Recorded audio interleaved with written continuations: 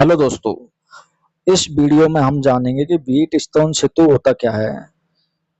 Wheatstone सेतु चार प्रतिरोधों की एक ऐसी व्यवस्था होती है जिसमें एक यदि अज्ञात प्रतिरोध का मान ज्ञात करना हो तो अन्य तीन प्रतिरोधों की मदद से हम उस का मान ज्ञात कर सकते हैं। इस सर्किट में पी क्यू आर एस ये होते हैं रेजिस्टेंस, और ये बैटरी लगी हुई है, और ये जी है जो धारा मापी हो गया। तो इस सर्किट को हम संतुलित व्हीटस्टोन सेतु तब कहेंगे जब इससे धारामापी में से कोई करंट फ्लो नहीं हो। ये ब्रांच जो होती है उसमें से करंट का फ्लो नहीं होना चाहिए। इस संतुलित व्हीटस्टोन सेतु कहलाता है। इसके लिए दो कंडीशन होती हैं। संतुलित सेतु के लिए दो कंडीशन होती हैं, बी और डी। इनका जो पोटेंशियल डिफरेंस है वो होना चाहिए जीरो, अर्थात V का जो वोल्टेज है D का जो वोल्टेज है वो होना चाहिए समान। क्योंकि हम जानते हैं कि जब वोल्टेज समान वोल्टेज होते हैं तो उनके मध्य कोई करंट फ्लो नहीं होती, हमेशा करंट फ्लो होती है उच्च हाई वोल्टेज से लो वोल्टेज की हो। तो जब इनका वोल्टेज ही सेम हो जाएगा तो इसमें से कोई करंट फ्लो नहीं होगी, तो इसको हम इसमें सर्किट में से रिमूव कर सकते हैं, हटा सकते हैं। तो इस प्रकार यह संतुलित व्हीटस्टोन सेतु हमें मिल जाएगा।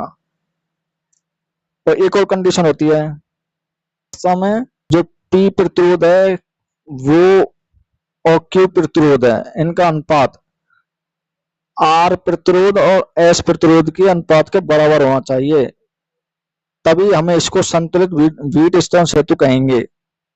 या तो इनका वोल्टेज सेम हो या इनका अनुपात समान हो। ये दो कंडीशन हमेशा याद रखना व्हीटस्टोन सेतु के लिए। इस कंडीशन से हम अज्ञात प्रतिरोध का मान भी ज्ञात कर सकते हैं। अब व्हीटस्टोन सेतु पर कुछ क्वेश्चन देख लेते हैं। पहला क्वेश्चन है, दिए गए चित्र में ए और बी के मध्य तुल्य प्रतिरोध ज्ञात करना है। तो सबसे पहले देखेंगे कि यह संतुलित व्हीटस्टोन सेतु बन रहा है कि नहीं बन रहा। जैसे कि ये 3 ओम दे रखा है, ये 4 ओम दे रखा है, ये 6 ओम दे रखा है, ये 8 ओम दे रखा है। ठीक है। अब 3 ओम का और 4 ओम का अनुपात और 6 ओम का और 8 ओम का अनुपात समान है। इसका मतलब 7 ओम में से कोई करंट प्रवाहित नहीं होगी, तो इस 7 ओम को हम यहां से हटा सकते हैं।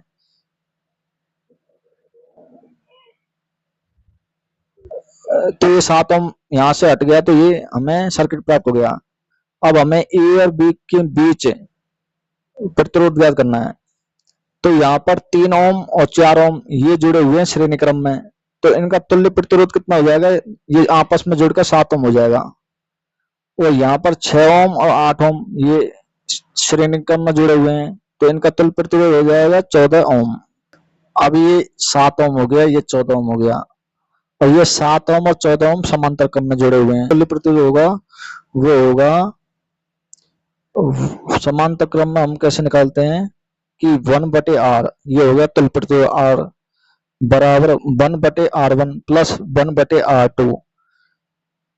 तो इसको हम R बराबर लिख सकते हैं R1 R2 बटे R1 प्लस R2। तो R1 हो गया यहाँ पर 7 ओम, R2 हो गया 14 ओम। तो इसका जो तुल्य प्रतिरोध होगा, तुल्य प्रतिरोध आएगा वो आएगा 14/3 ओम। तो ए और बी के बीच तुल्य प्रतिरोध हो गया 14/3 ओम। अब एक क्वेश्चन और देखते हैं इसी पर आधारित। क्वेश्चन में दिया हुआ है, चित्र में 2 ओम वाले प्रतिरोध में धारा है। 2 ओम का प्रतिरोध में से हमें धारा ज्ञात करनी है। तो सबसे पहले हम देखते हैं कि ये व्हीटस्टोन सेतु बन रहा है कि नहीं बन रहा। तो संतुलित व्हीटस्टोन सेतु के लिए कंडीशन होती है कि 10 ओम और 2 ओम, 25 ओम और 5 ओम, इनका अनुपात बराबर होना चाहिए। 10 ओम और 2 ओम का अनुपात ये बराबर होना चाहिए 25 ओम और 5 ओम के अनुपात के। तो ये बराबर हुआ है, इसका मतलब ऐसे धारा मापी में से कोई करंट प्रवाहित नहीं होगी। मापी में से कोई धारा प्रवाहित नहीं होगी तो वो धारा मापी को यहाँ से हटा देंगे। 10 ओम और 2 ओम ये श्रेणी क्रम में जुड़े हुए हैं, तो इनका तुल्य प्रतिरोध कितना होगा? 12 ओम। और ये 25 ओम और 5 ओम ये भी श्रेणी क्रम में जुड़े हुए हैं, 30 ओम इनका तुल्य प्रतिरोध हो गया। तो हम इस सर्किट को इस प्रकार लिख सकते हैं, ये 12 ओम का हो गया, ये 30 ओम का हो गया, और ये 1.4 एम्पियर की जो करंट प्रवाहित हो रही है वो I1 में बट गई, और इधर 1.4 माइनस I1 इधर प्रवाहित हो गई। अब ये 12 ओम और 30 ओम ये दोनों पैरेलल में जुड़े हुए हैं, तो पैरेलल में हम जानते हैं कि इनका विभवांतर है जो समान रहता है।